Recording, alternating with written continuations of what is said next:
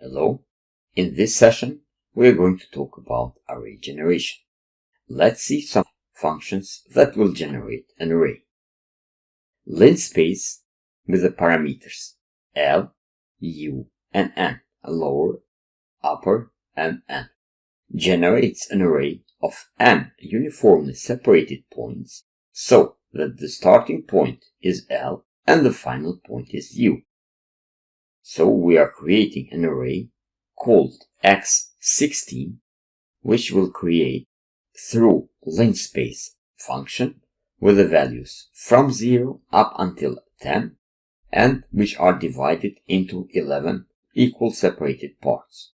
So the result will be 0 up until 10, and we can see difference between consecutive array elements are 1.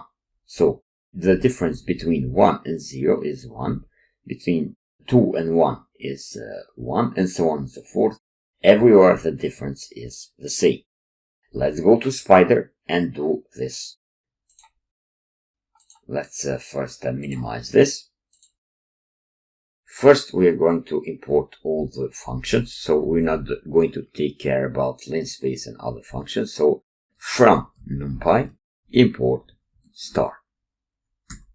And then we're going to have x16 is equal to linspace from 0 up until 10 and 11.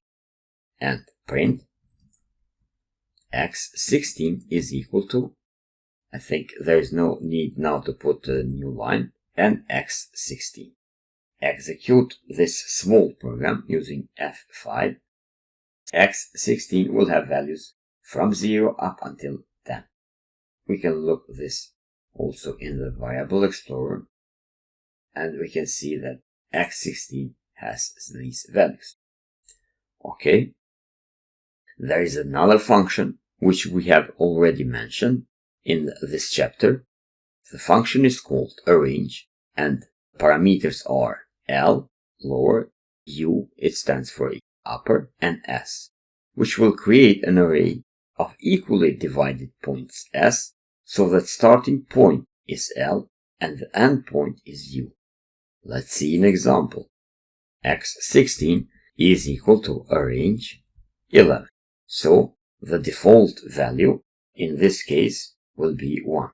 So let's copy and paste this and replace x16 with x17.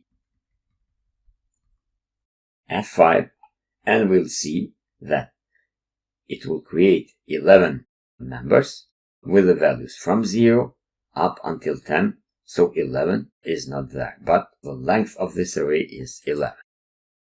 So the result is, as we can see here in the spider.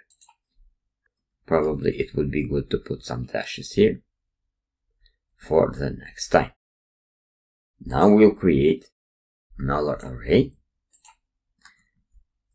x18 is equal to arange from 4 up until 10, but x18 will not have 10 value, and the consecutive members of the array are divided by the value 1.25. So let's see how this goes. Replace here x17 with x18. Execute it. We will see that the first member of the array is 4. Next number is 4 plus 1.25, which in this case is 5.25. Then 5.25 plus 1.25 is 6.5. Then 6.5 plus 1.25 is 7.75. And the next value goes 9. But we can see that 10 is the upper value, which will never be achieved. So the result is, as we can see from this part of the console. Another function which is called r underscore.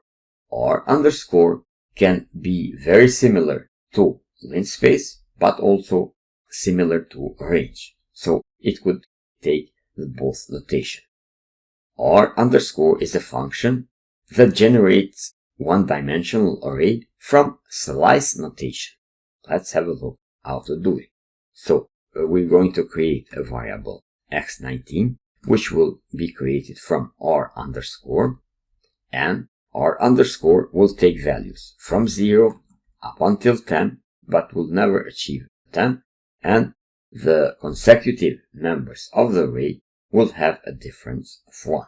So let's copy and paste this and put x19 instead of x18. F5, so we'll see that x19, which was created from r underscore, have values 0, 1, 2 up until 9. 10 is never achieved. Difference between consecutive array elements is 1. So the result is as we can see in the console. Let's have another example. x20 is equal to r underscore, so we have slice notation from 0 up until 10 again, but now we have value 0.5 or only 0.5. Copy and paste this part and replace x19 with x20. So we see now that the difference between consecutive array elements is 0.5.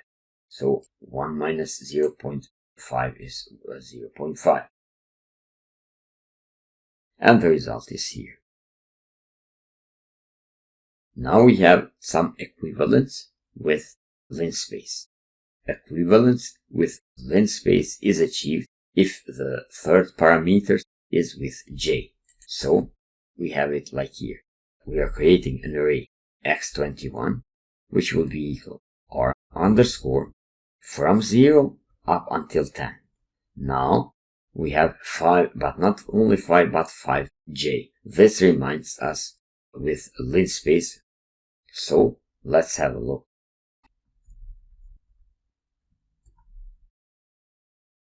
x21, f5. So we can see that x21 is divided into 5 parts and array length is 5. Consecutive elements are divided such that they are the same. So 2.5 minus 0 is 2.5. 5 minus 2.5 is 2.5, and so on and so forth. We have another function which is called c underscore. It is similar with r underscore, except that column array are generated, which are two-dimensional array. The second dimension has a value of 1. So let's have a look. x22 is equal to c underscore from 0 up until 5. We're dividing it such that it has like only 2 elements. So put x22 here. Now we can see that x22 is different. It has column array and the values are 0, 2 and 4. This is similar to arange. If we go here and in the variable explorer and double click, so it only has one column and the values are 0, 2 and 4.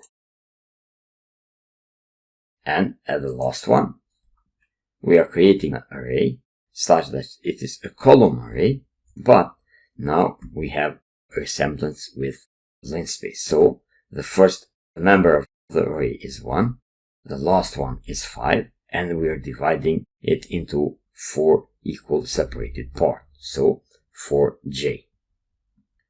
Let's copy and paste this and put x23. So the first part of the interval is 1, the last one is 5, and if we put 2.33 minus 1, the result is 1.33. 3.66 minus 2.33 is 1.33. 5 minus 3.66 is 1.33. So the result is shown here.